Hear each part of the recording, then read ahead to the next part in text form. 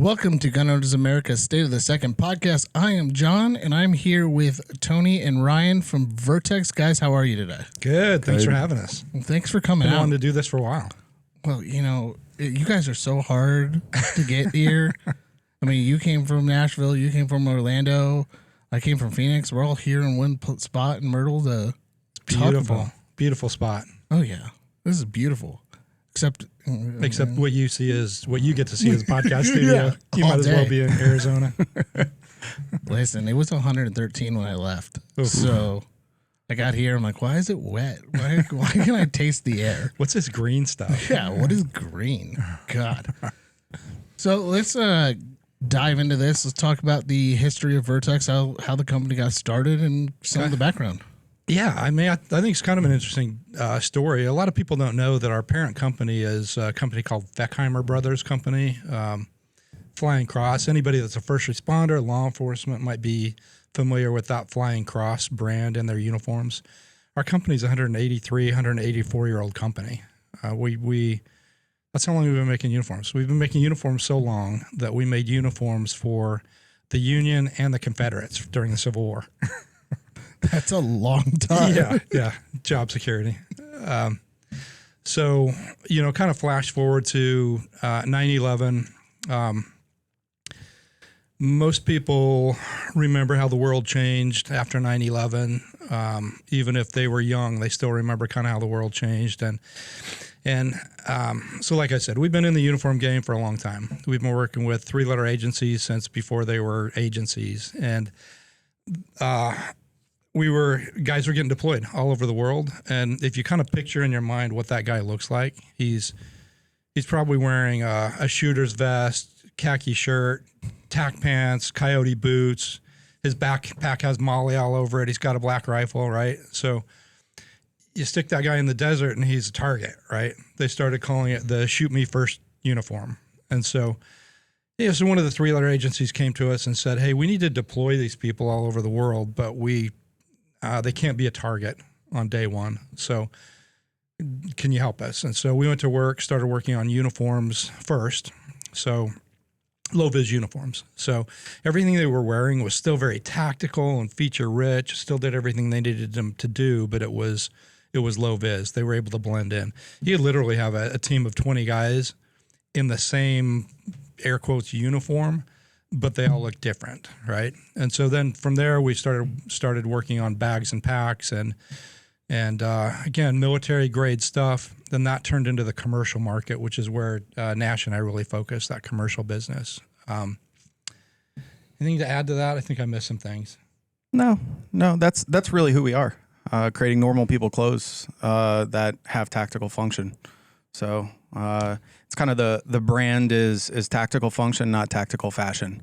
So it's not that outward facing type of stuff that just kind of blends into not our lifestyle or anything, but it's just normal. It just happens to have the function of tactical. Yeah, I think that's where we lean into that a lot. Tactical function versus tactical fashion, right? Or tactical, or whatever the buzzword is. The one thing that I did want to mention, maybe somebody will win a trivia night with this little fun fact, is the name Vertx, Vertx. Everybody misspells it.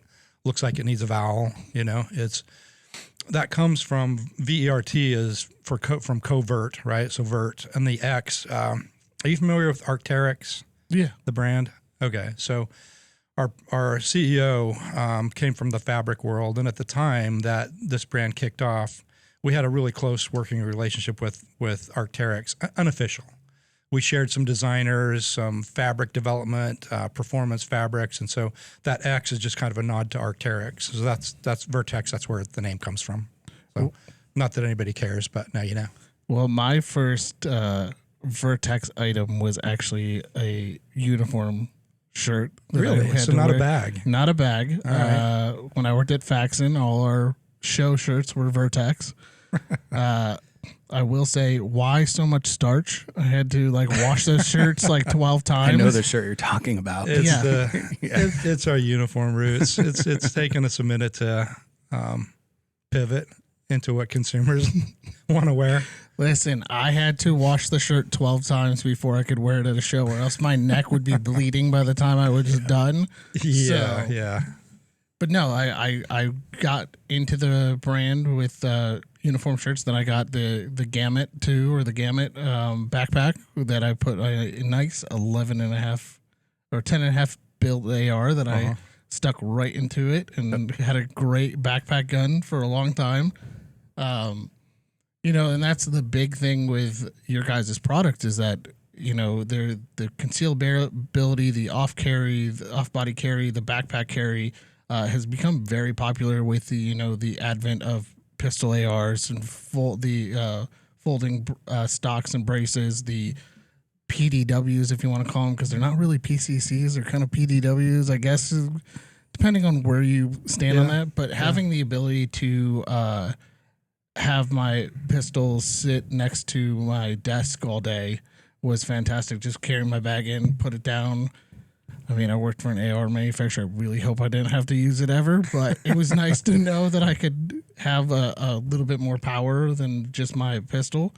But yeah, that's how I got involved with you guys. And another fun fact is that you guys were just up the road from me when I worked at Faxon. You guys are based out of Cincinnati, Ohio. Yeah. I mean, is Cincinnati now? I got to ask this question: is Cincinnati chili really chili? You're gonna make us make fun of Cincinnati? A little bit. That's fair. We will all day long. Cincinnati chili is it's its own thing, so it's not actually chili. No, You're asking it's the wrong not. guy, man. In order for it to be chili, I believe that it has to have beans. That's how disagree. I feel. I'm a I purist. love Cincinnati chili though. I love it. I love it. I love it. I love it. But it's not chili. I'm Texas chili Cincinnati all day long. sludge. No beans, no noodles for sure. No cinnamon. I mean, it's a casserole. No cinnamon. That's not chili. Okay, you can use cinnamon, but Cinnamon let's is leave dark the- chocolate. Yeah. Okay, let's leave the noodles out. Can we agree to that? Okay. Yeah, I'll put it on the conies at the cheese mountain. All right. So Cincinnati, you guys have been to HQ. Yeah. Are we talking Skyline or Gold Star? Oh, Skyline all the way. When they made the switch in the airport Probably in been Terminal to each B, of those one time. I don't remember. It's not memorable. Skyline, 100%. Or Blue Ash. So no. Just stick with Skyline. It's so delicious. It's a podcast sponsored by Sky. Should be. Should be. They actually switched in Terminal B at the CVG airport. They switched that Gold Star to a Skyline, and it made me really excited as a chubby guy. Listen, Cincinnati, I'm going to offend everybody in Cincinnati. Cincinnati is technically just northern Kentucky. The airport is in Kentucky. Sure. So It's as an Ohioan, I'm just going to give Cincinnati away. I mean, everyone can argue with me, but it's Kentucky. Yeah, it really is. It's not Cleveland. No, it's not Cleveland. Yeah. Cleveland's where it's at. Even Dayton is better than Cincinnati. There's a lot of places better. This is going to get us in trouble. Whatever. It's all right. I make fun of Cincinnati all the time. Being from Cleveland, I can make fun of Cincinnati all the time. There's good beer in Ohio, though. Yes. So in Cincinnati, there's a couple breweries that are really, really good. Mad Tree and Rheingeist. Rheingeist is, I can't get Rheingeist in Arizona. It's so And you good. want it. Yes. And Grader's ice cream. Yes. Grader's ice cream is the best. You got me with graders. Yeah. That redeemed Cincinnati. I like Cincinnati now. I love Cincinnati. Let's go get some graders. Dark Get chocolate some raspberry. Grader's ice cream and some Skyline chili. Just don't mix the two together and you'll be all right. Backpack with a folded AR in it. Yeah, Perfect why deal. not? That's a good. That's a good point. It's not a PDW if you don't have it with you, right? Yeah. So I've had let's make it easy. I've had to pull my PDW one time. I was with a good friend of mine, Mike Mills. Everybody knows Tactical Considerations. We were at the Chandler Mall in Phoenix. We're sitting there talking, and Mike looks at me and he goes, "Hey man, we're getting slow rolled." I go, "What do you mean, Mike?" I'm like, and Mike's like, "Grab your stuff." I'm like, "Grab my stuff." Okay, cool. So I go in and I got my bag. I'm getting ready to go. I'm like, "Cool." I'm with Mike. I'm gonna get no shots off. That's who I want to be with. That's exactly who I want to be with. I'm gonna get no shots off. Just stand behind him and just stand there. And just like, nobody's okay, gonna see you. Mike, you win this round. But no, it was a peace of mind thing to be able to have a full power firearm, being in a 5.56 cartridge versus having just my 365 on me, which is just micro compact and being a decent distance, not too far, but being able to have something like that is a good peace of mind. And that's why I really like your guys' product, because having the peace of mind of having something that I can shoulder or hold up, depending on, how you define the brace. 3 points of contact is what we'll say. Yeah, 3 points of contact is always better. Yeah. Well said.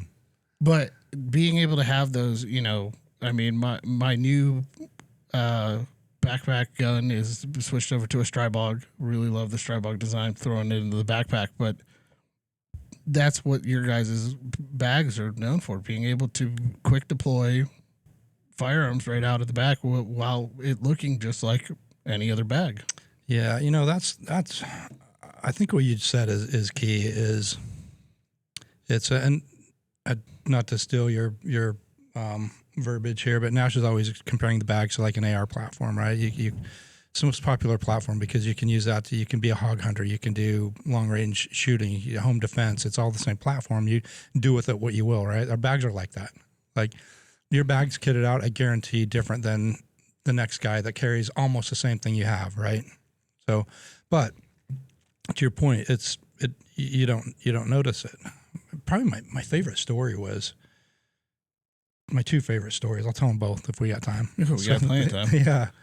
Yeah.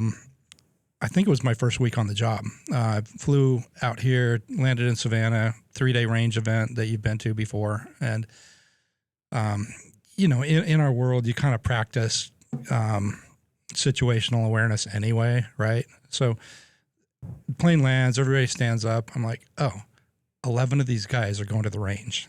It was like super obvious who was on their way to the range, right? Like 12 counting me, but I had a Vertx. I was dressed like this. You just, nobody would have guessed I was on my way to the range, right? That's kind of what we were going for. And then the other one happened before I got there, but one of the reps that was covering Las Vegas checked into his hotel in Vegas. He had two big tactical duffels that we don't make, full of samples, full of his, I don't even remember what samples he had, not ours, but and then he had a gamut backpack, and his gamut, he had a folded AR, he had his knives, he had his mags, it was suppressed, he had everything, right? And security walked up to him and they said, hey, it's, this is 4 years ago. They said, hey, it's Las Vegas, that we've had some incidents here. I see these duffels, you mind if I take a look? Because, the guy was paying attention. He's like, okay, this guy checking into his hotel with two big tactical duffels. I ought to be curious. So he says, no, here's what I do. Hands him his card, unzips the duffels, looks at his samples. He's like, all right, thanks. Just had to check and kept going. Didn't ask him about his backpack, right? Because it didn't occur to him that if it had Molly all over it and, a Gadsden flag or whatever, he might have been curious, but he wasn't, right? So it's a double-edged sword. When you think about that story, it's like, great. That's what we're going for. Exactly. He was fully kitted out, ready for anything. Went unnoticed to security. On the other hand, security is the guy that should know what Vertx is. So we have some runway. Well, yeah, that happened this time at SHOT Show. I was standing in the lobby at the link with something like a boss and what the kicks, and we're sitting there talking, and their security's going through their camera gear because it's a hard Pelican case. Yep. And I'm sitting there with my backpack, my Vertx, my gamut too. It's bright silver, mind you, so it stands out a little bit. And I'm like, cool. I'm just gonna go up to my hotel room and not say a word about anything. And we just walked right by, and nobody said anything. So, and that's the nice thing about having. We talk about this like gray man mentality, or blending in, and having the Vertx bag has been a big, reason why, if I go out or something, I have the ability to carry something, and it just looks like any normal bag. My favorite bags so far, so I've got two Gamut 2s, and then my favorite bag, and I don't know, I think I talked to you about it, I talked to a couple other people, is the Go bag. Yeah, it's just such a lightweight bag. I travel with that everywhere because it fits right underneath the plane seat, perfect. It crunches up. It's not hard, or it's different material. That bag is fantastic. It's a great one to just stuff in your other bag, and if you wind up needing a second bag, or you get a chance to go do a day hike or whatever, I have this extra bag. Yeah. I think this year I carried around the gamut at shop, but I really thought hard about carrying that bag around because it's lightweight, it's easy, it's breathable. I love that bag. Can't say enough nice things about that bag, and it's inexpensive too. Yeah. It's like what, sub $50, something like that.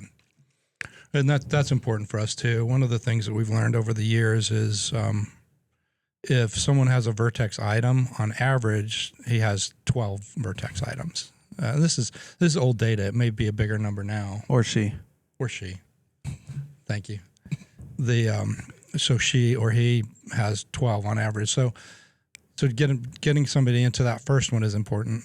So, it's not easy, as you know, to like drop $200 and something on your first Vertx backpack. You don't know. You've seen the YouTube reviews, but you haven't maybe put hands on it. It's a big decision. Well, I made the phone call to the office. I'm not going to say how much I paid for the bag, but I got a good deal on one. Yeah, and you don't buy them anymore. I love that. I love that gamut. It was my go-to bag for a very, very, very long time until I got the gamut too.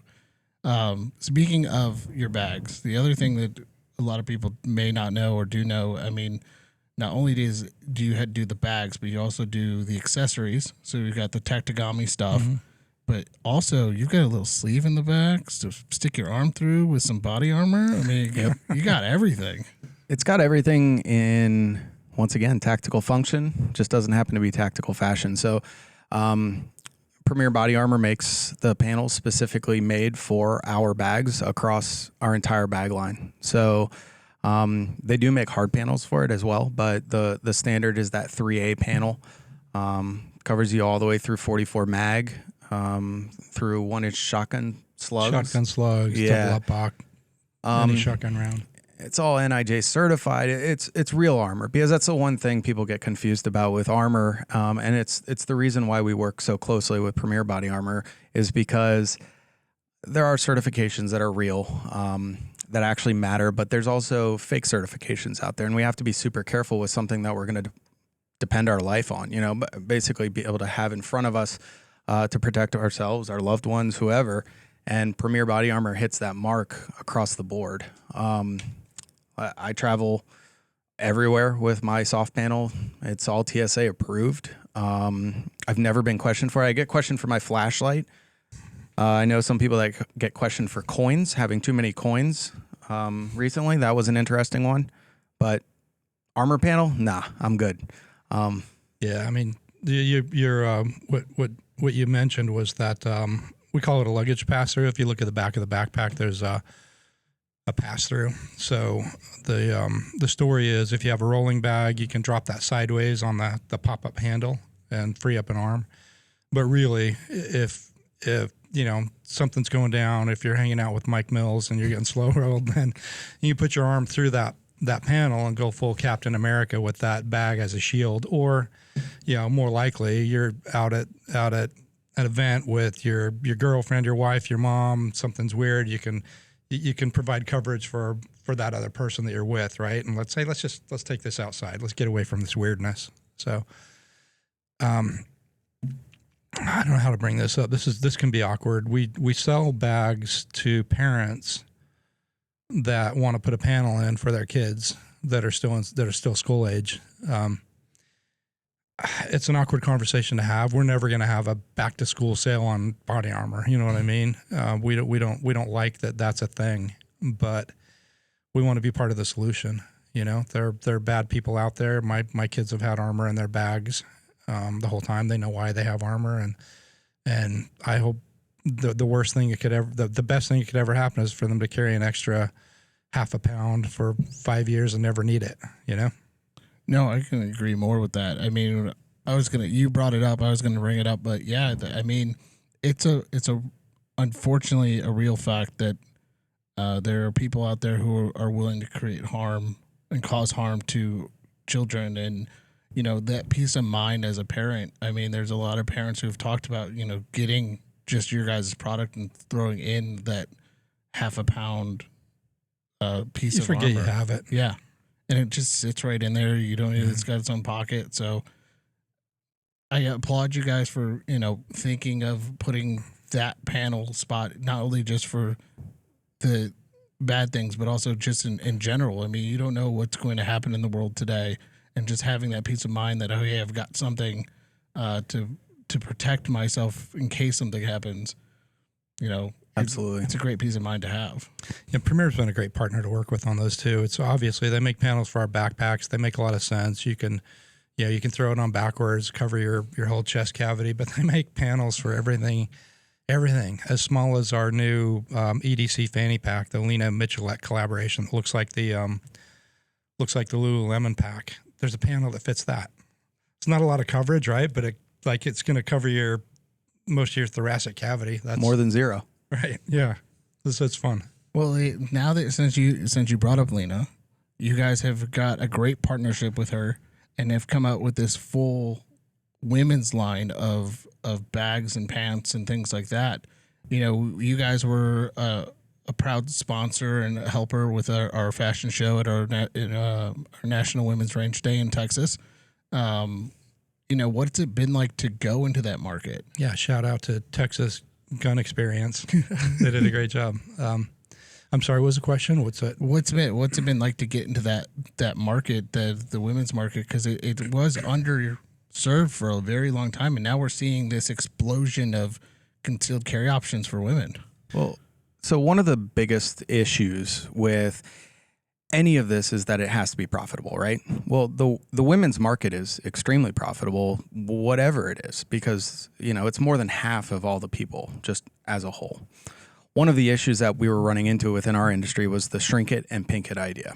Shrink it and pink it is absolutely offensive. It's not okay. It's the easy button. It's the easy button. And that's what we saw with women's apparel as a whole. It's okay, well, we can make women's apparel. We can say we're making women's apparel, but are we actually making apparel for women? And are we taking in female design patterns, things like that actually matter to the female concealed carry person? And that's where Lena she takes it to a whole new level. She is absolutely exemplary in somebody that wants to carry while still being, living her life how she wants to live it. Because that's one of the things. Me, you, we can carry on our person because of the shapes of our bodies and the clothing that we normally wear. Women have a whole different aspect of that, and we already know this. There's expectations on what to wear and what not to wear at certain events. On the male side, we can get away with quite a bit in terms of, okay, it's a suit, okay, it's jeans, okay, it's jeans with a suit jacket, okay, and it's all the same always. On the female side, it's constantly changing for different events based on whatever the social requirements are. Lena's making sure that people can carry in almost every aspect, and it happens to be working with Vertx, which... Yeah, you may have... Anybody that follows her has heard her version of this story, and so I just tell a quick version because I won't do it justice. One day you'll have her on the podcast, and she'll tell this story, and everybody will be in tears when she finishes. But basically, if you know who she is, if you don't know who she is, look her up. But she born on a gun range, literally, and grew up with two of the best competitive shooters as parents in the world, and I think has kind of eclipsed them now in accomplishments. But she'll tell you that she didn't start carrying, kind of like concealed carry, until 5 years ago, maybe 6. And then she only did it for like 6 months because of what Ryan said. She was carrying and she's like, crap, I got to change what I wear. I can't wear what I feel comfortable in. This is inconvenient for me. So she stopped.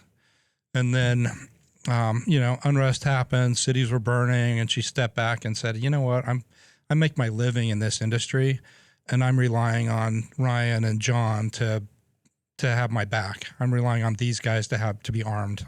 So let me figure this out. So she went to work on how do I carry, but make that work within my lifestyle instead of change my lifestyle to carry. And so that's where we come in. We got together, and it's not been easy, like Ryan said, to make this work for women.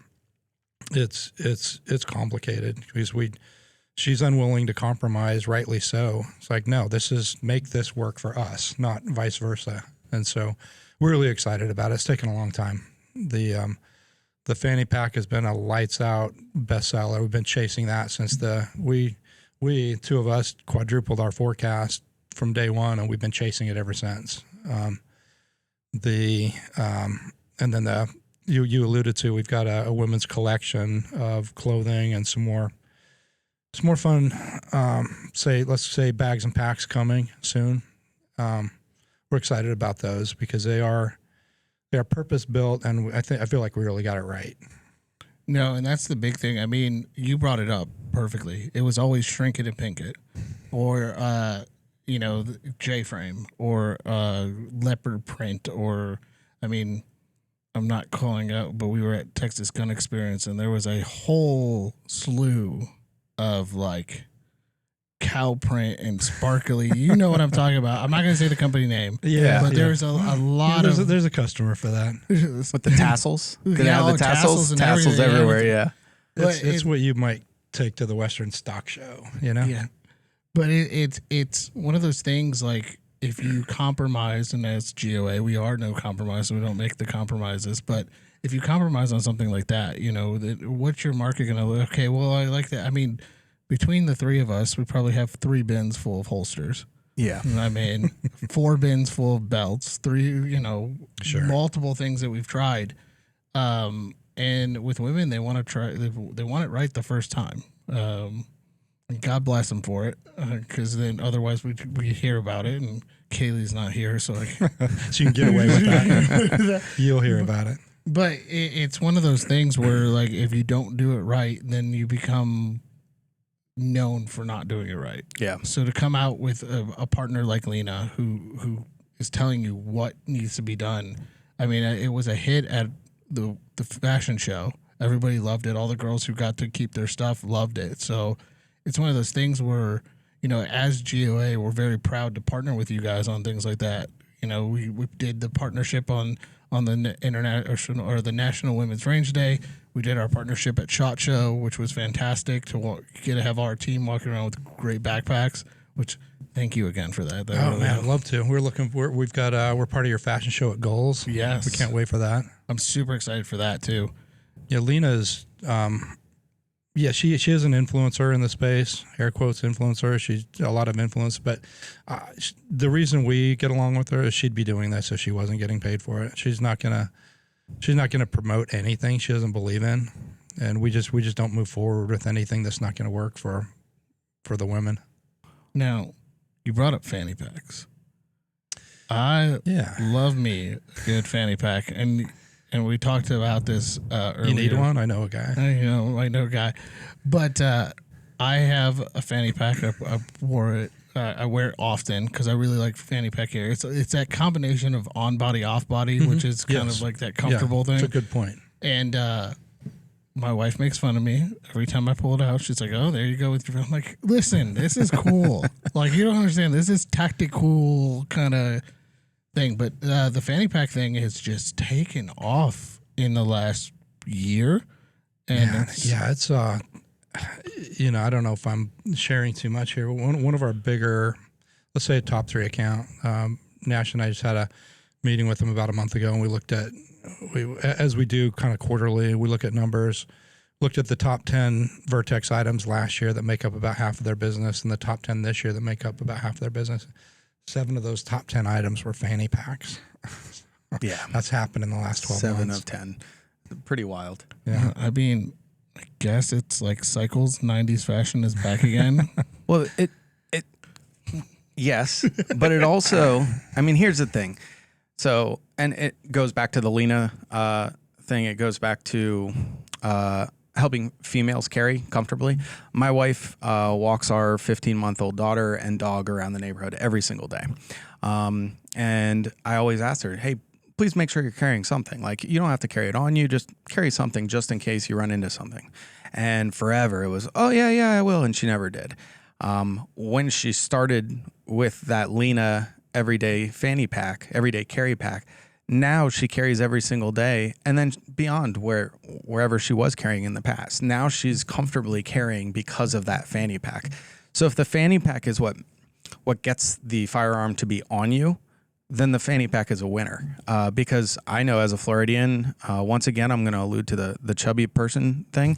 It's not always comfortable to carry. It's not comfortable. But if I have that fanny pack, guess what? It is very comfortable. very I comfortable. actually hadn't really put those words together, John, that you just said. It's that kind of combination of on body, off body, somewhere in between. It's a hybrid. And let me say this too, because you were talking about Nikki and just our customer in general. Yeah, our product's built for off body carry, firearm carry. It doesn't have to be a firearm. You can have knife, multi-tool, flashlight, tourniquet, first aid. You can be prepared even if you haven't yet taken that step, right? So obviously we want people to exercise their Second Amendment rights. That's a big part of who we are. But just having that on you with tools helps, right?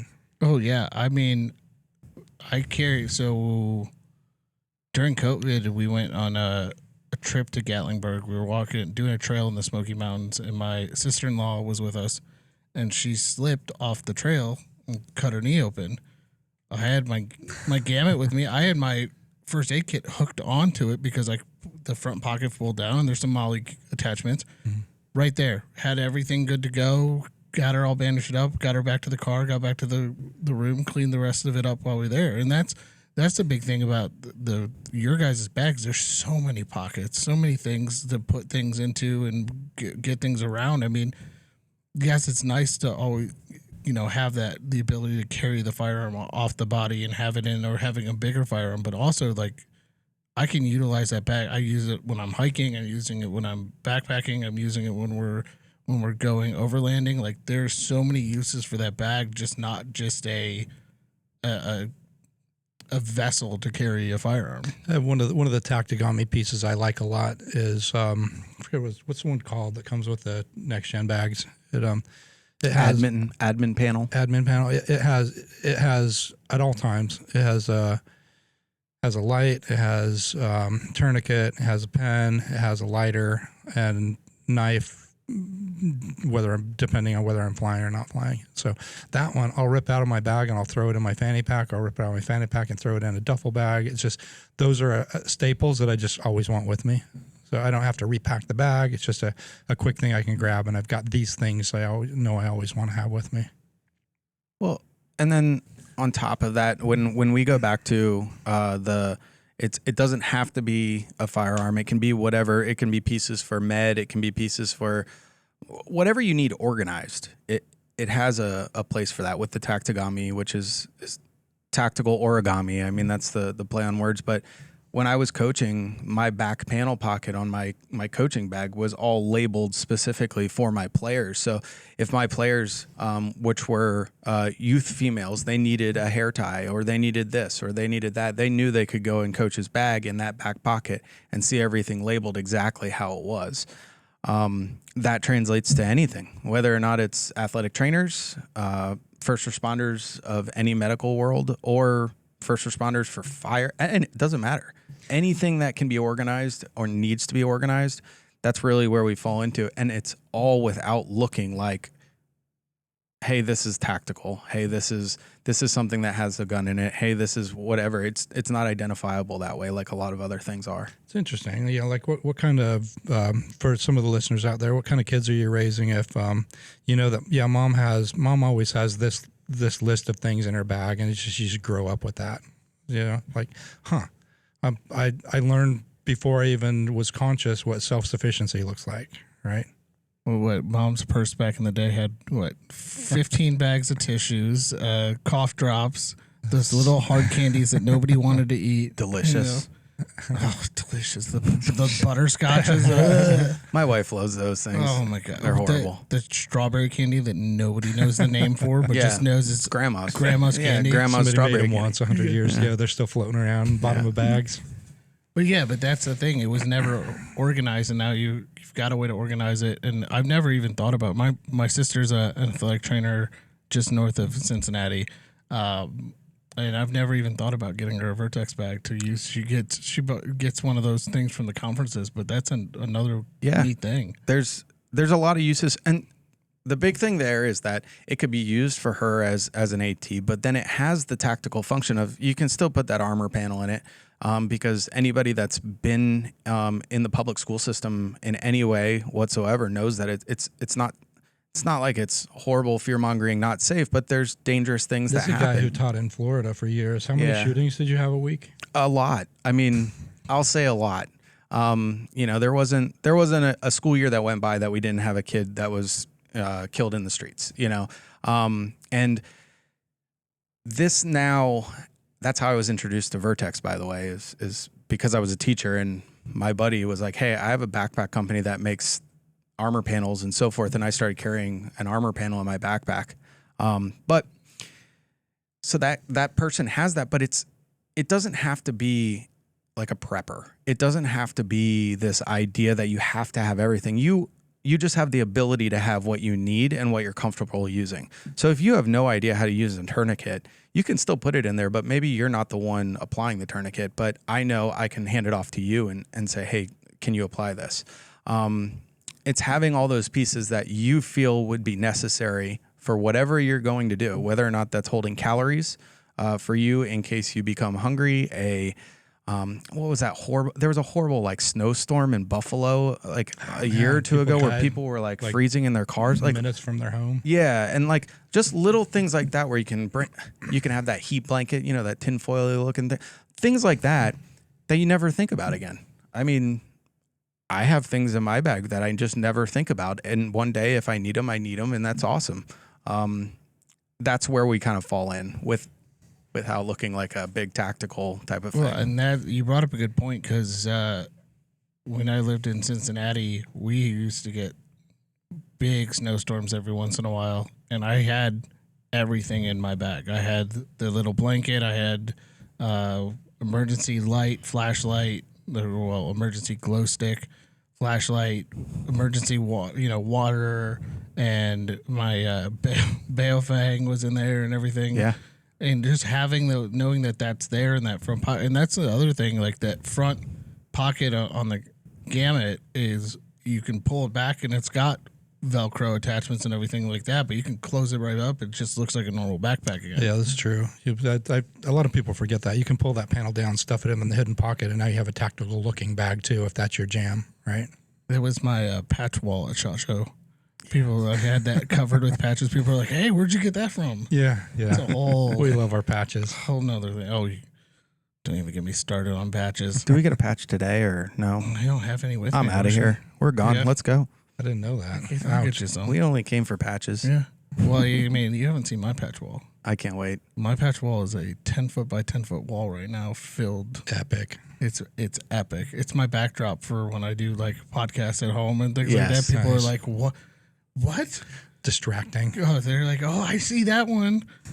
But yeah, it's cool to have the multifunction of the Vertx bag, and we talk about preparedness, but it doesn't have to always be like that prepper mentality. It could be just being prepared with the simplest of things. Being prepared is sometimes as simple as just being self-sufficient as you can, right? Like, you've heard it before. No one's coming to save you, right? Like, go about life with that mentality. Nobody's coming to save you, John. Like, you be ready. No, not at all. I mean, we have an idiot law in Arizona. Have you heard about this? I've heard a lot of can't horrible. wait. Yeah, can't wait. Let's go. So Arizona, if you walk, so all the washes are marked, right? They're marked like this is a wash. Do not walk down it. Yeah. Arizona has an idiot law that if you go down a wash and you get washed away in a flash flood, you are SOL. Like that's Yes, it. It's yes. like, hey, no, we're not saying you knew We told you this was a gonna happen. wash. Do not. We told you. But yeah, I mean, the same thing. Like, just no one's going to come out. We go out.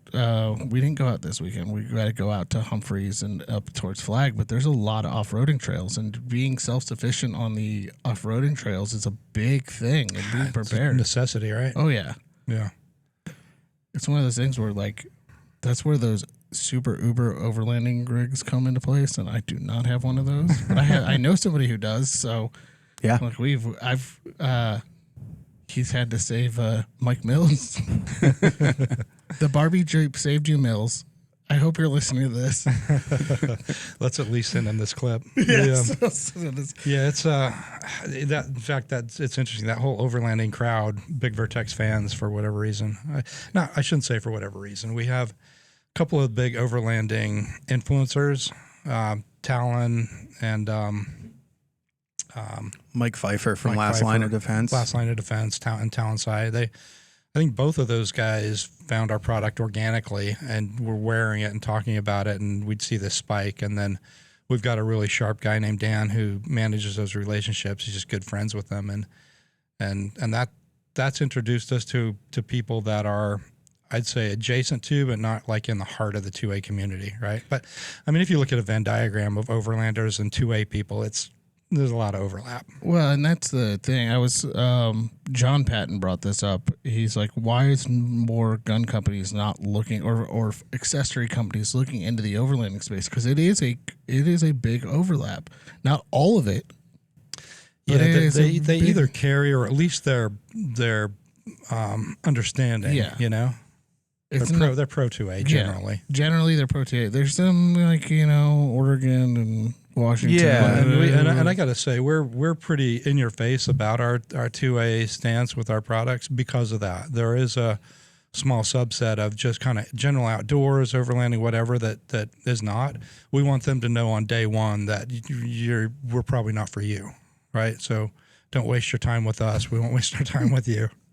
But that's one of those markets that I feel like for the 2A community we always talk about the on-ramp to get more people into the 2A community on this podcast. We talk about how to get more people in. Overlanding is a great space to start getting people in because you're out there in the middle of nowhere, and I haven't run into anything, but Kurt, you guys know Kurt. He's run into rattlesnakes and things like that. I mean, just having a snake gun or a bear gun or the tool for the job, whatever the tool for the job is. Yeah. But that's a big thing that you have to think about when you're overlanding. You're out in the middle of nowhere. You don't know who might roll up on you or what might roll up on you being 2-legged or 4-legged or slithering. Or flying. I think there are some. What is that? Skinwalker Ranch? I think there's some similarities in what you just described. That 2A person, generally, I would say, is self-sufficiency is important, right? I'm independent. I'm self-sufficient. I'm not necessarily looking for you to come and save me. I just leave me alone and let me have what was promised to me, right? And those overlanding, same. I mean, overlanding. You're right. Some of those rigs are insane. It's the most overlanding defined, I think, as something like the most expensive way to get from point A to point B, right? but the reason is because they know, okay, once I leave this road and go from here to there, I'm on my own. I'm self-sufficient. Well, and that was we took a trip up to go see Sean for his birthday. We went up to Colorado and we're driving through New Mexico. And the GPS took us through Sholo, through Arizona, into New Mexico, and we're on the res, and there's nothing. Yeah. Absolutely nothing for miles. We were like, okay, we got to find a gas station. Let's find.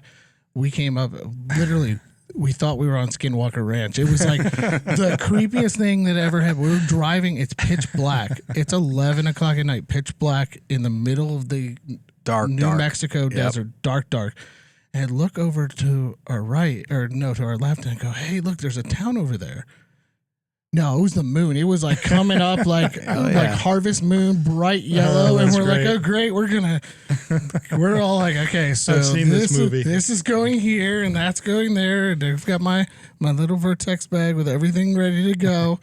But no, like we were worried we were gonna run out of gas, and Kurt had 4 gallons sitting on the side of his Jeep.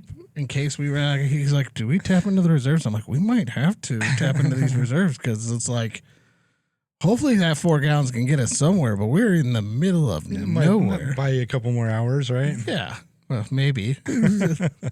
With that rig, it might buy us a couple more minutes. You know? But it's great. It's one of those things, like, you're right. Overlanding is very expensive, and I'm now just getting into the hobby. I got my truck now and getting started to get it set up, and I'm like, oh my god, this is why do we pick such expensive hobbies as 2A people? 2A is expensive, then we're probably into one of 3 things. Either we're into overlanding, cigars, or bourbon.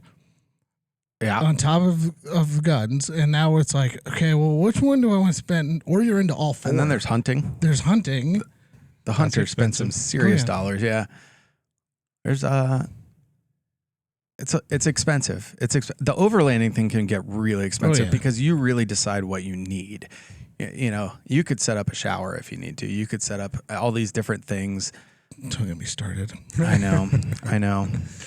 Kurt's got showers and toilets. Yeah, and like, oh man, what? A rooftop tent. I'm like, wow, you're bougie over here. I'm like, I just want my hammock and maybe a tent. Yeah, that's the gateway drug, though. You get started, you'll be him in the next 3 years. Oh yeah, getting this whole rig set up. I'm like, okay, so how much is the lift and tires and all right, well, let's see. We got to pay this thing off first, and then we'll figure the rest out. But it's just one of those things. It's like the Vertx bag. Vertx is synonymous with the bags being this EDC carry thing, but it is multi-purpose. It's not just it that. is. You know, even the fanny pack that you were talking about has a little overflow pouch. This is something that's not on the hang tag, and not on the website. It's one of those, if you know, you know. It's just got a little overflow pouch where it's pretty clear. Okay, this is where I put my pencils. Here's a little extra zip pouch where I can dump a roll of quarters. If you really look close at that, now I can wrap this Velcro around it, and I can hold the pens like a handle, and I have a roll of quarters on the other end, right? So it's a defensive weapon. If I'm out walking the dog and the kid around the block, it's something. And that's the big thing, you know. You always being prepared is one of those things where we, as 2A people, we always have this mindset of knowing our situational awareness. And I'll tell this story. I'll embarrass my wife. I love her to death, but she is not the most situational awareness person. Does she listen to the podcast? Maybe. We're gonna find out. We'll find out. But we were here in Myrtle, and it was Kailey and I, and she came into town to hang out with us for the couple days, and we're walking from the parking garage to the hotel, and there's some people who are like acting kind of shady. And I look at Kailey, and we have the same thing. Like, okay, let's get it. And my wife is just like, oh wow, this is Myrtle Beach. I'm like, get behind me, please. Like, awareness. But it's just the mentality that we've come to grow. I mean, it comes with training, it comes with tactics, classes, things like that. That mentality of being aware of your surroundings. And, you know, I'll make fun of myself because I was not aware of my surroundings. We were in Knoxville filming the podcast, and we're getting ready to leave to go to dinner. And I'm like, oh, I forgot the keys to the car in the house. So go in the house, I grab the keys, get back out, lock the door. I'm coming down the steps, and I turn the corner to walk to the car, and I'm checking an email on my phone, and Ben, who works here at Forge, goes, John, turn around. I'm like, turn around. What do you mean turn around? Turn around. There's 3 baby bears behind me. And I'm like, yeah. Okay, hi guys. Where's Mama? I'm gonna walk real slowly to the car, and we're gonna get in the car. And we're gonna leave because I'm not dealing with angry Mama, but it's simple things like that. I was checking an email while walking down the steps. Dude, everybody does. Get on next time you fly and you get on the shuttle to your rental car. Don't pull your phone out and look around. Oh yeah, and you're gonna realize, oh, I'm the only one besides maybe the bus driver who's paying attention. Oh yeah, looking around. That's the airport. Look, people at the. If you're at the airport and you don't have anywhere to be, like, make space. Like, come on. I've run across the Charlotte airport more than I'd like to say. I think I set a new record last time. I got across from Terminal E to A in like 10 minutes, which is a big accomplishment for my big butt to move that fast through the airport. But just the people, I'm just walking them. Get out of the way. Come on. Yeah, I like the instructions on the walkway things that are like stand right, walk left. I'm like, who's standing on these flat walkways? Like, you got to keep moving. It makes me insane. So many people. Makes me insane. But it's back to the situational awareness and knowing your surroundings. And it can be brought to an extreme level, though. We've all seen it. People in this industry that do take it to an extreme level when it comes to prep and awareness and all these things that, I still want to live my life. I still want to be able to let my guard down a little bit and have some fun or whatever it might be. But there's just some simple things, like you said. I mean, sitting at the airport, why am I going to choose, sitting in a spot with my back to where everybody's walking when I can choose a spot with my back to a wall and I can see the walkway, It's unfortunately it's often bad experiences that give us learnings, right? And I feel like maybe we've gotten a little bit complacent. I remember a couple of years ago when all the cities were burning. I think that's when a lot of people started thinking about maybe I should be prepared differently. Maybe I should. I mean, we saw a spike in gun ownership, right? And you've seen steady inclines in membership. I know, and let me plug that. If you haven't done it yet, I don't know if everybody knows it's $25. Oh yeah, it's Right. $25. Come on. We were just talking about our average donation is $25 to $20 a year from a person. That's the average donation. I mean, you can't even go to McDonald's for $25. Like, come on. We had sandwiches for lunch and it was $50. It's getting insane. But I'd gladly skip lunch to join GOA for a year. Well, yeah, and if you join GOA, you get into goals for free. We got those little posters sitting up over here, but it's one of those things. So you're right. When it takes something happening for you to up your situational awareness, and we did see a huge spike in gun ownership over those COVID years, and Kind of expected more of that by now with the run up to an election. that's the weird thing. I've been talking to people. It's one of those things. I think what it is, and this is John speaking. It's anything under $400 is moving really well. Everybody I talk to, it's $400 and under is moving really well, which we're seeing a huge. So inflation is kind of factored into things. But we're seeing a huge spike in those price points too. There's a lot more products coming out in that price point that are really well built, and we didn't have that. I mean, it was, and not to bash on any companies, but when I was getting into this beginning, like that $400 price range, you had Taurus, you had High Point, you had some of the offerings from the importers like Canic and EAA and all good friends of ours. But now you've got the quality of some of those have just spiked and have gone way up, and it's great to see that price point is driving, and we're seeing more value driven guns out there. Yeah, and some of those brands that you mentioned specifically, the quality is really unmatched for not just for the price, but just for the market as a whole. I mean, you look across a lot of brands that are what we would consider premium, and they're premium for their reasons. But even when you mention a Taurus or a High Point, I'll focus on High Point. What an amazing company that is to put firearms in the hands of people that wouldn't necessarily have access to something. And now, because of their successes, they're driving up their own quality and making sure that people have access to that to protect their families or whatever they're going to use that tool for. Most of the time, protecting their families. I'm glad you said that. I always felt really strongly about don't make somebody feel bad about this inexpensive firearm this first inexpensive firearm they purchased. If that's their option, good for them, Well, that was a big thing. I mean, for years, it was always like, and I remember this is like, I would buy like an inexpensive firearm and people, oh, why would you buy that? That's a piece of garbage. I'm buying a gun. Yeah. Like, come on. Like, getting into this hobby. I'm getting into the 2A space. Probably not going to be my last one. It's not going to be my last one. And like you said, good on you for taking your self-protection in your hands.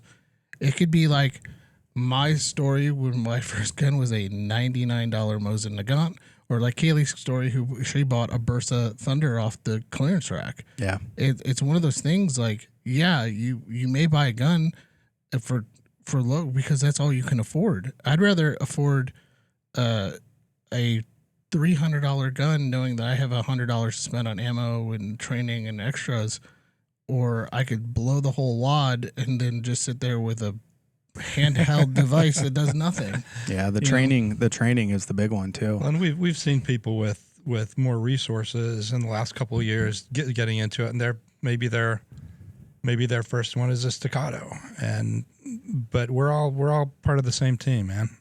Let's support each other. This is it's a right. Oh yeah, it is. It's a right, and if you got into it, and hopefully there's people listening to this, if you got into this during COVID, and you saw all this stuff that could happen, now it's time to start voting. The same way we got to preserve these rights. We got to protect this right. We've got I want to say it's 29 constitutional carry states now. Yeah, with South Carolina being the latest. Congratulations! Yeah, good job, South Carolina. Now, it's the South Carolina bill is not perfect. Because they're all different depending. Yeah, and it's one of those things like we go in and we fight and we get flack for it a lot. Like there are people who comment on our stuff like, "Oh, you guys didn't support the constitutional carry bill in Michigan." Well, yeah, it was littered with red flag laws. Yeah, like we can't support. Yes, you're getting a right. You're getting a win, but also like look at all these losses. Yeah, What true. What precedent are you setting? Also, yeah. I'm glad you brought that up because we do have an election coming up, and this isn't the time and place to get political. But there's one thing I would say is a lot of people disagree with this, but I personally think we're strong enough to survive 4 years of either of the two likely candidates. But here's something I want people to think about is, the Second Amendment, 27 words. We all think we know what it says. It's nothing more than the Supreme Court says it is. That's what I want people to think about. So the Supreme Court interprets what that means, right? What's a well-regulated militia? What is the people? Is it all the people? Is it some of the people? They interpret that. The Supreme Court gets appointed by whoever's in that executive seat. They're appointed for life. So again, I'm not telling you who I'm voting for. I don't care who you're voting for, but that's something I would ask you to pause and think about is the Supreme Court is something you need to consider when it comes to your Second Amendment rights. Yeah, I mean, and we've gotten some big wins in the last few years through the Supreme Court. You've got Bruin, you've got a number of wins. We've got a bump stock case. Yeah, we're still talking about bump stocks. War on plastics. Exactly, the war on plastic. We're talking about bump stocks and bump stocks that came down 2015, 2016. It's 2024. It's almost been 10 years since the bump stock. Yeah. Like think about how and a lot of people are like, well, you're fighting and you're doing these fights and lawsuits take time. The legal precedent to set things takes a lot of time. They take time and money, and I don't have the time and I don't have the money to fight it. And I appreciate GOA doing it. That's why that $25 plus the donation, man, that's the best money you can spend. If you haven't done it, go do it before you finish the podcast.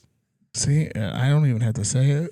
He's good, isn't he? He's really good. He's good. You should put him in a sales role somewhere. Huh. I never really saw myself in sales, but let me think about that. Well, and that's the thing. Like it is. We touched on it. You guys spent $50 on sandwiches to get lunch. You know, it's eat at home one day, and you can afford a membership to GOA, and it gives you so many benefits. I mean, you're protected under whenever we get a new stay or protection for our members. You guys are protected under that. I know, and I can sit back and listen to your press releases, hear your news, and feel like, I helped. Yeah, Well, that's the thing. We are constantly fighting. We're constantly. I mean, we just got the temporary restraining order in Texas for the ATF's new rule on doing business.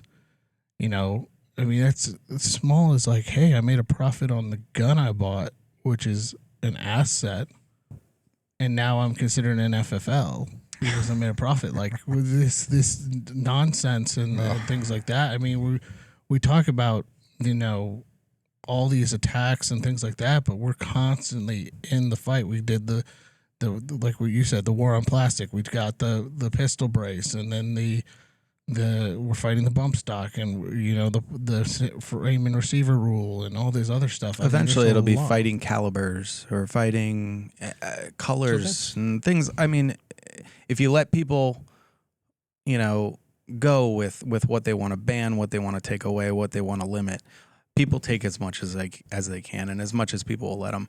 I am not, you know, I don't have the protest gene in me. It's not that there's something wrong with that, but it's just not who I am. So for me to donate my money to an organization to take care of arguing on my behalf or protesting on my behalf, it's fantastic. I just do the donation and then I'm done and over with. It's an interesting point too. That kind of that guard the gate mentality. I might have and did grew up. I think I had a gun before I had a bicycle. Grew up hunting. Right, that was my life. ARs, pistols, not part of my life until, you know, much later. I can see how someone might say, you know, why does anybody need an AR? You know, I'm a hunter. I don't need 30 rounds. So why do I care if you're going to regulate that? Well, because that's not where it stops. That's not where it stops. When you start putting language and restrictions around that Second Amendment, that noose just continues to tighten. So guard the gate. You know, if you don't care about those things, you need to care about them because your thing is next. Well, I think you brought up a great point. You know, as a silent majority as we are as conservatives, we are very non-confrontational. We're very like, that's why we carry backpacks that don't stand out. Exactly. We are there to like, we've got that like protect ourselves mentality, but we're very non-confrontational. Not trying to have a conversation. You're not wearing your GOA shirt on airplanes normally, probably. I've had that. I had two. You know it. Well, you probably are, but I might not. Well, and that's the thing. Like I've been on, and this is gonna sound bad, but I've been on planes, and my goal of being on a plane is to get from point A to point B. And normally that's from point A is somewhere where I've been for a week, and point B is home. Yeah. And the one flight we were flying home, I got stuck in a middle seat between clearly very flaming liberals. Flaming like, and I'm sitting there. I'm like, great. I just want to be quiet. Wait till I find out what I do. Headphones on, and they're like, "So what do you do for a living?" I'm like, "Oh, I work for a nonprofit." I'm like, "Oh, what do you do?" I'm like, "I'm in human rights. I fight for human rights." Yes. And they're like, True "Oh, words really?" have never been spoken. And they're like, "Oh, really?" I'm like, "Yeah, I fight for all the amendments." And they're like, "Oh, okay, yeah, well, all the amendments. Oh, yeah, human rights." And it's not that I'm embarrassed for who I work for. I just want to get from point A to point B. You're not going to change their mind on a flight. Not on a flight. You might change their mind when, you know, when things go south and they need somebody to help them, right? You're there to protect them, even though clearly you're on different teams. Well, and also I don't want to get traveling from West Coast to East Coast is a very long day. And being kicked off of a flight on the way home is not my idea of having fun, because they start screaming and I just sit there. I'm like, I'm already on enough lists. I get patted down every time. Yep. There's a guy in Phoenix who pats me down every time. They're waiting for you to make that mistake. Yeah. Oops. That sounds personal to me. That does sound personal. Yeah. But it's one of the. Do you know you're married? I wear my wedding band every time I go through the airport. I hope so. But it's like, even I think the reason why I'm on a list. We go to shows. We get a lot of cool swag. Yeah. One of my coolest swag was from our friends over at Century Arms. It was a USB drive that was shaped like a Canic. Oh, I saw that. Yep. And it may have not crossed my mind just to toss it in my bag. I'm like, cool, I need a USB. Boom, boom, throw it in my bag. Yeah, the guy pulled me aside. He goes, "Hey, what's in your bag?" I'm like, "There's nothing." I triple checked my bag. There's nothing in my bag. He goes, "What's in this front pocket?" I'm like, "My USB drive." He goes, "Your USB drive?" I'm like, "Yeah, my USB drive." He opens it up. He goes, "Next time, pick a different USB drive." I'm like, "Oh, I didn't even think about it. Yeah. This is a USB. It's a cool piece of swag." I'm like, "I work in the gun industry. This is what I do. Here's my card. My bad." Oh, that's great. Well, it was the same thing. We got Kurt tells the story. We got stopped when we were at Fax, and one of the guys had a trigger in his bag at their SHOT Show. And luckily, we were all wearing Faxon shirts. Yeah. And the cop saw it and waved us through, and he's like, "Oh, you guys work for Faxon?" We're like, "Here's our car." But it's Crisis averted. But it's the small things you don't even think about. Like one of the guys got stopped with wrenches. He had just wrenches in his bag, stuff to set up the booth. Little tiny wrenches. Nope, taken away right away at CVG. And it's crazy because I wear a lot of because. Being in the industry for a long time, I have a closet full of just gun shirts. Yeah. So I wear my favorite one. I wear my Langdon Tactical. It says LDNA. And it's DNA strand across the front of it. And the lady stopped me and I said, "Oh, that's a great shirt. I really like that shirt." I'm like, "Yeah." She's like, "Where'd you get it?" "Go to Langdon Tactical." She's like, "Langdon Tactical? What do they do?" I'm like, "Oh, you can find out when you get to their website. You can order it straight from them." And that's the thing. I try to wear shirts that don't stand out, but sometimes I wear my GOA shirt or I've got my GOA hat, and sometimes the people are like, "Hey, I know, thank you," and sometimes people give you the dirty look, and I'm just like, "You don't like me, but you don't know me, so we can have a conversation." And I think that's another thing that we missed out as a culture. As of lately, the conversation, the ability to actually talk and have a conversation. It's all gone digital, right? Yeah. It's easy to be a tough guy online. That sit down face to face, understanding somebody's almost a thing of the past. Oh, I love our YouTube comments. I comment back sometimes, just like, "Oh, thank you." Somebody told when I was at another company. You read the comments? Oh yeah, you're not supposed to. But somebody said the one time I was at another company, I did a YouTube video like, "Oh, you need to lose weight." I'm like, "Cool, you want to come train with me? Let's go." Crickets. I'm like, "Oh, so you don't like my positivity? You just wanted me to get angry?" No. Yeah, let's go do this or let's go do that. And nice. I just yeah, fine. If you think I'm doing something wrong, come teach me. If you think you know better, let's go do it. And that's a big thing. Like the same thing with dealing with people on airplanes. It's just like, okay, cool. Yep.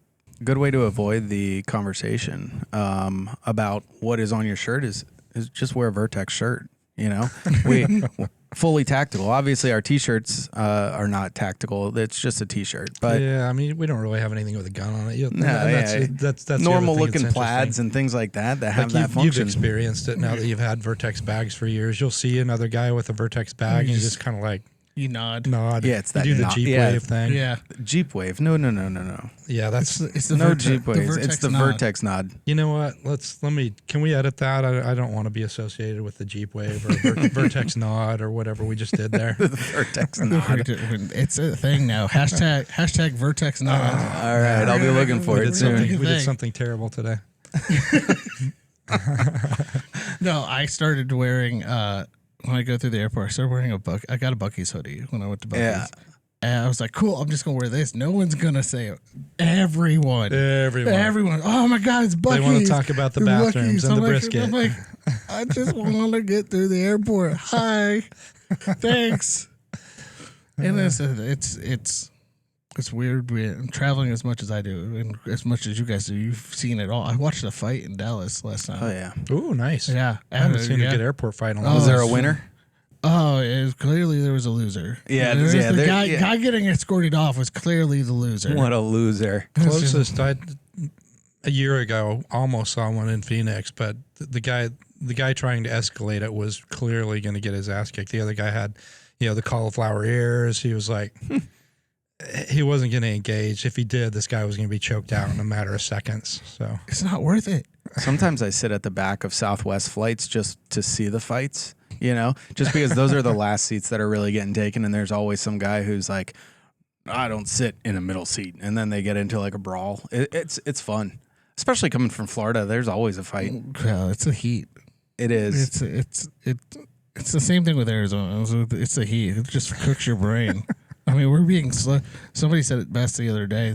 I'm like, oh yeah, it gets up to 120 in Phoenix. They're like, what temperature does things start slow cooking? 120? Yeah. So we're being slow cooked. Okay, that makes sense. That tracks. Yeah. You want a good brisket? Set it at about 120. Walk away. I've threatened for a while that I'm going to leave a frying pan outside for a couple hours, then come out and start cooking with it. I used to try and do that when I was a kid. It never worked, but I tried. I've threatened to slow cook stuff. My wife threatened to cook cookies in her car. I was like, yeah, okay. If you want to, like, go. You ever make those hot dog ovens with the tin foil and everything in class? Oh yeah. Yeah, I remember doing that.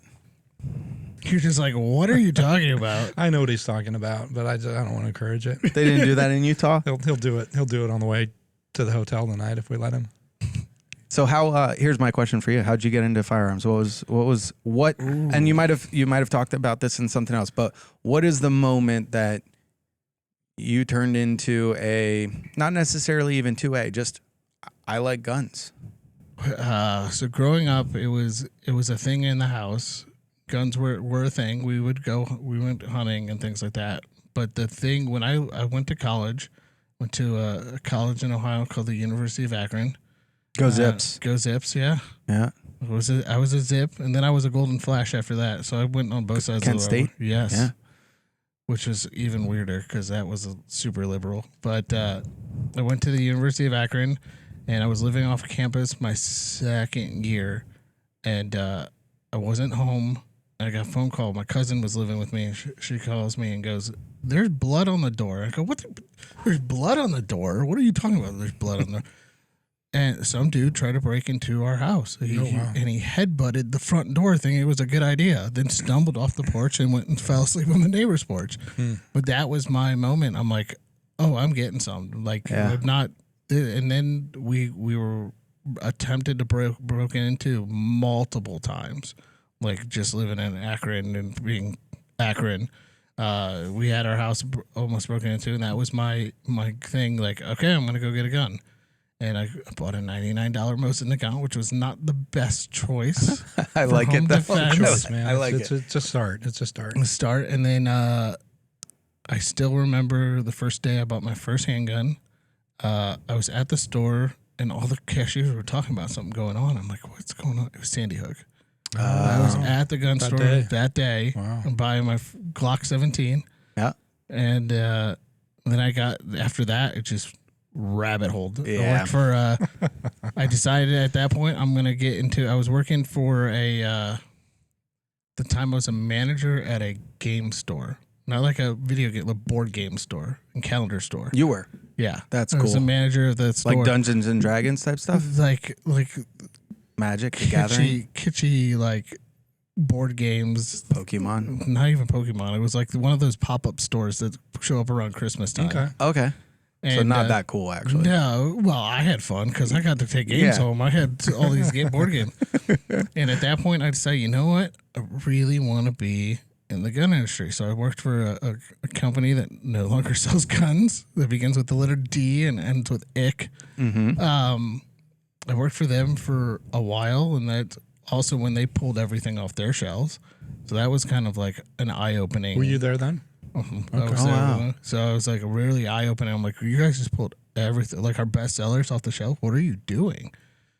So I worked for them. They all scrapped it all too. Yeah. Oh yeah, it was awful. Social contagion will get the best of them. And they pulled out. They don't. Most of them don't even have hunting anymore. Mm-hmm. It's camping stuff. So then I worked for them, and then I still going to school. I was like, you know what? I need more money. You know what sounds great? I'm going to go work for Ford. And I sold cars. Yes. And hated that job. I was like, I really want to get back. I was working part-time at the other store and then selling cars. And I was like, you know what? I hate this job. Like, I feel dirty. I felt really dirty because I was like, I'm an honest person. I'm like, I was getting good sales. But they were like, I would let one go, and I'd get screamed at. And I'm like, they weren't interested. Well, you didn't offer it. I'm like, no, I'm not going to keep them hostage. They said, I want to go. I said, okay, here's the door. Let's go. Like, I was like, hey, call me. We'll talk later. Thank you next. Yeah. So I felt really icky about that job. Left that job, went back to working at X for a while, and then worked for got a manager position at another gun store that went out of big box store that went bankrupt. About 10 months into that job, that had a goose and a mountain with it. Yep. Okay. So did that, and then when I heard that they were filing bankruptcy, I got pinged on the internet before they even told. Like, my friends were sending me internet articles before the company even said anything. Yeah. And I was like, "Hey guys, what's going on here?" "Oh no, we're good." Nope. The internet doesn't think so. Yeah. So then I went and worked for a gun store and range in Columbus, Ohio, called Aim High. I worked there for almost 3 years. Was their social media marketing guy. Did all their stuff. Decided that I really wanted to get into the industry side of the industry. I wanted to get out from behind the counter. Got the job at Faxon, and then went on from there. We've known you since then. That's awesome. And it's one of those things, like, I found, like, you just said it, like, you've known me since then. Yeah. It's one of those things, like, this is, like, tight. We talk about it a lot. These like, are my people. it's a tight industry. It is. It's a really tight industry. And it's funny, like, even now, being on the nonprofit side, people calling me about legislation, but also still calling me about influencers. Because I was doing influencer marketing before this. It was like, hey, it's always the same thing. Always the same conversation. Hey, do you know about so-and-so? It's one of two ways. Oh, yeah, that guy's great. Or, no, not that guy. This is what he did to me. And a lot of people look at this industry from the outside looking in, and they go, "Oh, this is such a large industry with so many companies." But we all pretty much, it's like the Kevin Bacon effect in the industry. One person, like, I think I've never talked to you about Mike Mills. Yeah. We both hung with Mike. But I think I've called you a couple times about some people, or hey, I'm trying to get a hold of somebody at this company. Oh yeah, here's my contact. I'll make an intro. Or hey, somebody call me. Hey, I need somebody at this company. You got a contact? Yeah, let me make an intro. It's a very supportive industry, and that's one thing that I like, and I frankly don't see enough of when I walk around SHOT Show and I see. Here's a little soapbox moment. Feel free to edit this out. But when I walk around SHOT Show and I see dudes walking around wearing brands that actively campaign against your Second Amendment rights, I want to pull them aside and say, "Hey, that's a great." Like hoodie you got on there, but they don't want you here. They don't want any of us here. Well, and that's why I cut deals for GOA this year. I was tired of, and that's the thing. Like I wear comfy shoes. You're at SHOT Shows, your feet hurt. People are like, "Oh, I always want to go to SHOT Show." It's cool the first time. After that, that's who wants to go to SHOT Show. The guy that hasn't been yet. Yeah. After that, you're just like, I gotta go to Vegas.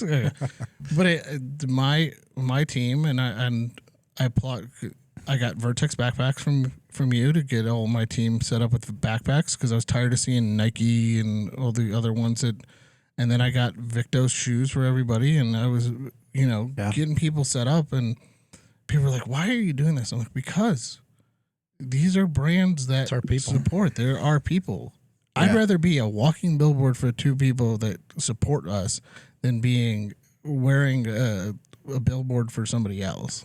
Well, and we all win together. I mean, I'll say it. If you're not going to buy a Vertx bag, go buy the bag from the other company that is still 2A friendly. Stop. Like Tony said, there are multiple brands that are carried at our industry often that they're at the corporate level, they're campaigning against your rights, my rights, all of our rights. So spend your money within the industry. Like you said, Victos, that's a great, they took care of you guys with shoes. That's fantastic. That's a friend of the industry. That is a part of the industry. Do we compete with that here and there? Yeah, we compete, but we're competing for the customer, and we're friends. We're all together. We don't dislike each other. That other brand, whatever that other brand might be, in the outdoor world or whatever, that's where we. Well, and that's the funny part you say. Everyone thinks that we're cutthroat. Like, we all hate each other. When I was at FX, I had friends at BA. Oh, yeah. I had friends at Roscoe. Like, it's we're all support, like Tony said, we're all supporting the 2A. We're all friends. We all hang out. I mean, the Circle Bar is a thing. It is, and we all hang out there. And that's the thing. You know, we see this every about 2 years in our industry. The mass move. Yeah, COVID, it was a little bit more. But normally it's every 2 years you see this mass move. Okay, yes, so and so's at this company now. So and so moved to this company. But that's your friend. Even if they're, I mean, I know people who are at one of the big 4 or 5 big gun companies. They talk to everybody. Or hey, you bring up like, oh, hey, you work with so and so at this company. Oh yeah, I love him. He's great. You know, if he says you're good, then that means you're good. It's one of those things where it's all word of mouth. It's one of the last industry where it's word of mouth handshakes where deals get done. Like I think I ran into I think I called you in December. I was like, hey, I need backpacks for my team. Piece of cake. Done. Piece of cake. Word of mouth. What showed up at my house? 5 boxes of backpacks. And I had to drive all the way to Vegas. But and then carry them all into the link and get like, what are you doing? Your employees were happy though. Oh yeah. Everybody was happy. And that's the thing. Like I'd rather have happy employees or happy, you know, teammates. Yeah. And have everybody good to go. And that's the thing. This is one of those things where it's like a phone call, a handshake, a email, a text, a hey, how you doing? Random, hey, you doing good? How's things going? How's the kids? How the wife? Like we all know each other at some point. Or you look at somebody and you're like, I know you.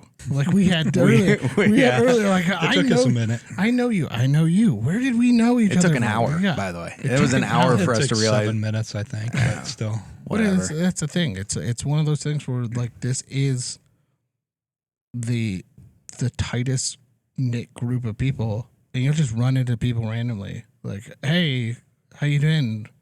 Yeah, you were with so-and-so like 2 years ago. Yeah. So and that's great. When people move from one company to another in this industry, we congratulate the company for getting that employee rather than the employee getting the job at that company. So, I mean, when you look at a major manufacturer and you're like, oh, wow, they got so-and-so. That's funny. It's That's like a draft or an agency. And it's true, though. You know, I can use a great example is Brett Vertx at Taurus, the president of Taurus. When Taurus got him, that was big news. That is fantastic for the Taurus brand across the board because of his experience with Walther and then everything else that he brings to the table. Congratulations to Taurus for getting Brett Vertx. And that could be whatever other brand. It's how we operate within our industry. Well, it's the same thing with Cody Osborne. Yes. Cody got over to, good job, Taurus, you got Cody. And then he went back to Walther and we're like, good job, Walther, you got Cody back. Oh, yeah. And I text him and was like, hey, man, everything all right there? He's like, oh, it's great. It's just I wanted to go back to Walther because he likes Walther and he likes that brand and he likes sticking with that. And it's good job, Walther. You did a great job there. That crew, that's a crew right there. Oh yeah. Well, it's the same thing. Arrow and Donahue. Yeah, man. Donahue and Jameson he's both of those guys, Jack and Ryan, force of nature, man. They built their team again. They started at AOB together and they rebuilt the team over at Arrow, and it's you see that though. You're right. It's like free agency. You find out someone's those are good examples. I know I could call either of those guys and they can call me and it's done. Well, and that's the thing. It's like free agency. When every SHOT Show, it's like free agency. Hey, so you interested? What? And then you congratulate the company. Good job, way to build it. And then they build their team, and then a couple of years, maybe the team moves on or they did their job, and that's the thing. We've seen like. Another great example is watching the growth of Springfield is a big name. Yeah. But seeing the growth of Springfield under Mike Humphreys and that team on the marketing team, like wow. Absolutely. And you congratulate like, hey, way to grab the guys you needed. Yeah, because it's people that run the companies. I mean, that's the thing is, in my former background when I was coaching, it had nothing to do with the name on the shirt or anything of that sort. It was the people that were running that team. So my players that played for me they were playing for the name on their shirt. the school name, but realistically it was the humans that make that up. And if we didn't have that all together, then we're nothing more than just a group of people with no common goals. And the same thing translates to our companies, the companies we've worked for or will work for or do work for or anything like that. That combination of people is what drives everything. Everything is about your team. And as you build it through free agency, as we'll call it, you build it. And it's so funny. It's the only industry that I know of that's like, congratulations to, and you say a company's name, not the person that got the job. Yeah, I hadn't put that together. That's an interesting point. But it is like it's you see, even in our industry, there are like a handful of big names. Donahue is an example of that. But when somebody gets one of those big names, like you're like, I've known so and so for 3 companies. Yeah. And when they get that name, you're like, oh, good job. What? Wow. Like Yeah. you're over there again, or you're over here again, or how's that going? Or When we moved from the rep group to building our own team, I called Ryan about a couple of people, and in just a few words, I knew if I was on the right track or the wrong track. and that's the way. That just shows how close we actually are. It's and that's the same thing. It's like when I came over to GOA, it was funny because I don't think I've ever told this story, but Kailey calls me, and at that point I had said, hey, I think I'm going to move on from where I was at. I'm ready to go. And she goes, are you interested in working for a nonprofit? I was like, yeah. Like, do I get paid? Do I get paid? It was like, first off, is there a paycheck? And I said, yeah, I'm interested. Let's go. And then I remember telling people, like making that announcement, and people were like, wow, you went over there? Like, well, good job on them. Like you did this. I'm like, I'm a nobody. What do you mean I did this? Like, good on them. They called me. I was like, yeah, let's go. But it's the same. It's funny. Like people, you see these names of people moving around, and you're just like, wow, like good job on doing this, or wow, hey, like another name that I like, who's been a good friend, is Justin Stewart, who's now at Tag. I'm like, wow, Tag got Justin. Wow, Yeah. like good on them. Well, it kind of translates to the tech world as well, except they're, the tech world, the software companies, things like that. There's some brains there, and they trade employees all the time, but they're competing for the same customer a lot of the time. Whereas our industry, we're not really competing for the same customer always. The customer knows maybe their price range. They know their use, whether or not it's a firearm, a backpack, a pair of pants, shoes, whatever. They have a price range, they have a use, and there's so many different avenues to get to whatever they end up buying. That most of the time in our world, we don't ever end up bashing anybody because we're not the same as anybody else. So if somebody wants a Vertx bag, they want a Vertx bag. If they want the other brand, they want the other brand. They're not wrong for wanting that other brand. Whereas you have a background in car sales, and that tactic. I mean, you've seen that, and it's a dangerous place to be, bashing other companies. And I think at the root of it, that's why we like GOA is, you've heard the saying, a rising tide lifts all ships, right? The more we can prop our industry in general, whether it's somebody that Nash and I are competing with for shelf space or not, you'll see us. We'll go in there and we'll merchandise our section, and we'll probably make theirs look a little bit better too, because we want people to come in, have a good experience, and just keep supporting our industry. Well, and that's the thing. I remember being behind the counter, and you had your Glock guy, you had your SIG guy, you had your Smith guy, and then you had me, who liked everything. Yeah. And those guys would bash the other companies, and then I was like, okay, well, great, everybody bashes each other. Get into the industry side, like the actual industry side of it. And I learned very quickly, like, oh no, you don't bash each other. You make fun of each other. Yeah, but you don't bash each other like, oh, your product's awful, or you don't talk ill will of other people's product. Yeah. You just talk about like, hey, Vertx has 439 stitches versus somebody else having 430. that's Yeah. a talking point. That's not bashing. No, it's like- not at all. It's like, cool. Like, this is why we stand out. Here's our features, our advantage, and our benefits of this. You can make your educated decision from there. You go into a hardware store and there's going to be 10 brands of the same tool, the same wrench. And there's that one brand, and then there's the yellow brand, and then there's the blue brand, and then there's at the end of the day, you still need a wrench to walk away with. Just make sure you leave with a wrench.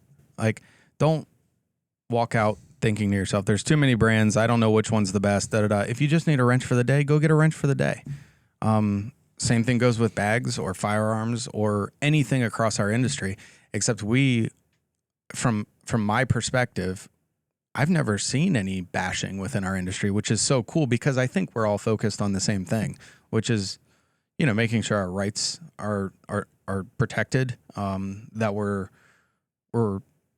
putting our money in the pockets of companies that support our, whether or not it's hobbies or just the basic idea of protecting our family.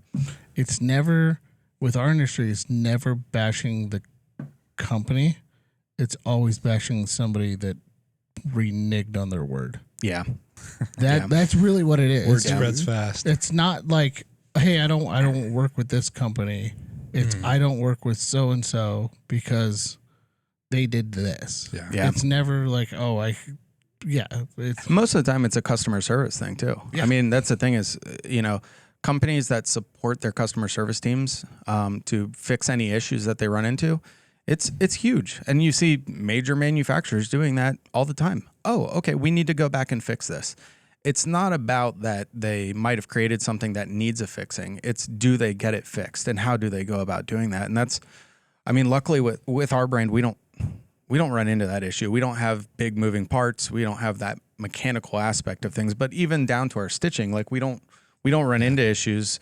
Well, I don't even know what is our warranty. Like I don't know. I replace it. Yeah, exactly. Officially, our warranty is 1 year manufacturer against manufacturer's defects. But everybody knows that our unofficial warranty is we're going to make it right. Every one of our major retailers will tell you, and I've told them all multiple times, somebody comes in with a Vertx problem, fix it, and then tell me what you did, and we got you covered. Don't let them leave waiting for you to get an answer from me. Just fix it. And you see that on the firearm side. Now, obviously, they have something more, I don't know, dangerous to fix or something like that, if there's a mechanical issue. But you see these companies going back and fixing the mistakes. And that's the only thing we can do as companies is what we have to learn from our mistakes. We have to learn from things that, I don't know, need to be fixed. We were talking about this on the way here of just, you got to go out there and play the game no matter what. It doesn't matter whether or not you're going to win, lose, whatever. But if you do end up losing, find what you can fix to make yourself closer to not losing next time or in turn winning.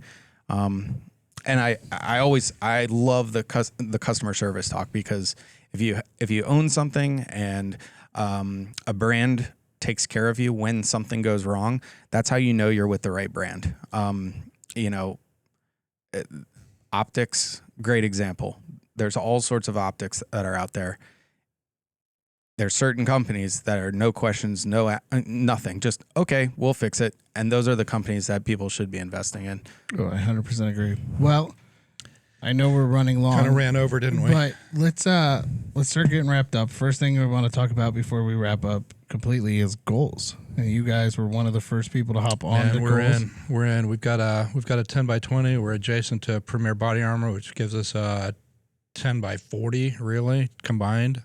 We're all in. We're part of your fashion show. We're I don't know who's listening to this, but I know a lot of people are thinking, all right, it's their first year. Let's see how it goes before we roll the dice on another year.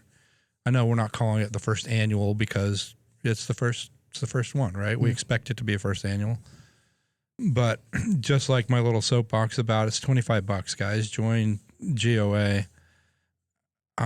Come and join us at Goals. It's a small investment. You're gonna talk to people that need to hear from you. Show up, be there. Well, and that's the thing. We are going to make this an annual event. So at least for the first 2 to 3 years, it'll stay in Knoxville. We got a little bit of room to grow, but this is one of those things where a lot of people ask for it. The industry, the members, and this is going to be big. We're doing things a little differently. I mean, we're going to have panels and talks and learn how to do things there at the show. That's what people want. It needs to be interactive. You need to come away with the learning. I know that it's very family friendly. Yeah. There's some things about this that are unusual. Yeah, and then we've got, for you guys, we've got a whole day dedicated just to vendors, which is fantastic for you guys. I mean, that's a big complaint. Listen, I've done a number of shows. The amount of shows that I actually got to enjoy and walk around have been like next to zero. So this is one of those shows where we've taken every part of that we could make better, and we did it. And that includes, having a vendor day, having a vendor lounge, having our Patriot Life member lounge. We're gonna have, there's gonna be free concerts, free comedy show. You've got the free talks and panels. Learn how to be a better advocate. Come talk to some of the great content creators that are going to be there. Come down and go enjoy the 127,000 square foot exhibition hall that we're going to have all these vendors at. Yeah. Go stop by and say hi to Vertx. Go over to Premiere and say hi to them. Go talk to all these companies. I mean, we're putting this together for our members to come out, and the industry is paying for this, basically. You guys, by putting in the paying for the booth space and donating that time, and this is a big, for people who think that we're spending a ton of money on this is a big fundraiser. This is a big thing that if you guys show up, you are helping fund GOA. And $25 for the year, or you can go to the link in our bio if you're on YouTube or anything, that cuts it down to $20 per year. $20 gets you into goals for free. Like I said, McDonald's costs more than $20. All right, try to feed a family of two or two people on McDonald's for under $20. Good luck, but it's going to be 2 days of going around talking to people, listening to these talks. Go to see these companies. Companies are putting out new product. We're super excited about that. So come to Goals. This is my pitch to everybody. Tony's already said it. Do it. Go see Tony. He'll be there, I think. Yep, I'll be there. Tony, go shake Tony's hand. And if you don't, he'll be sad. He tells me that if you don't shake his hand, he cries at night. I do. I call and complain. And it's just not worth it. Come see me. So before we finish wrapping up, where can people find you guys? Socials, internet, all that fun stuff? So our Instagram is Vertx_official. I believe that's the same thing on... or we have another one because we obviously have to have that backup account, Vertx_outdoor. That's where most of our content's going to be pushed out. And then Vertx.com, great place. We're gun adjacent, so we get shadow banned a lot. Yeah. And then we have a ton of people that I hate to call them influencers because, like Tony said, they kind of naturally fell into our laps, and we started working with them because they liked our product. But there's a lot of influencers out there that have our product that go through it. And Instagram is a really good place to see it. And you know that. I mean, seeing all the product being used. And we talked to Nash and I talk to people all the time. Last weekend we were up at SIG Summerfest, and all day long we talked to people that came by and said, yeah, I'm familiar with your brand. I watched something on YouTube, watched 20 things on YouTube. I've never put hands on the product. Well, you can do that at Goals. Yeah.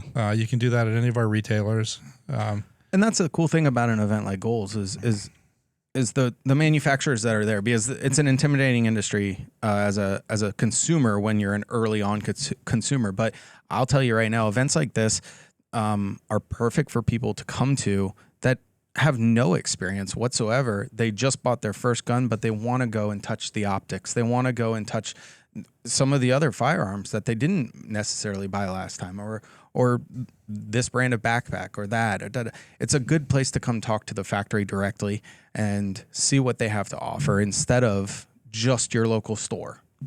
Whether you're just thinking about guns and haven't taken that step, or you've been doing it for decades, Goals is you're going to leave smarter and with some really cool education after 2 days. I couldn't agree more. Like you hit the nail on the head. I have to stop selling because these guys are the true salesmen. So we're gonna go ahead and wrap this up, guys. Thank you for watching. Thanks for having us. Thank you guys again for being there.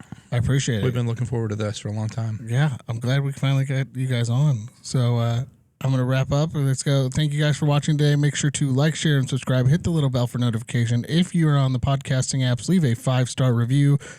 Make sure to go to goals.gunowners.org to sign up to be a member and pre-register for Goals so you can get your badge at the door, early access in. And if you guys have any questions, leave a comment below and have a great rest of your day. We'll see you at Goals.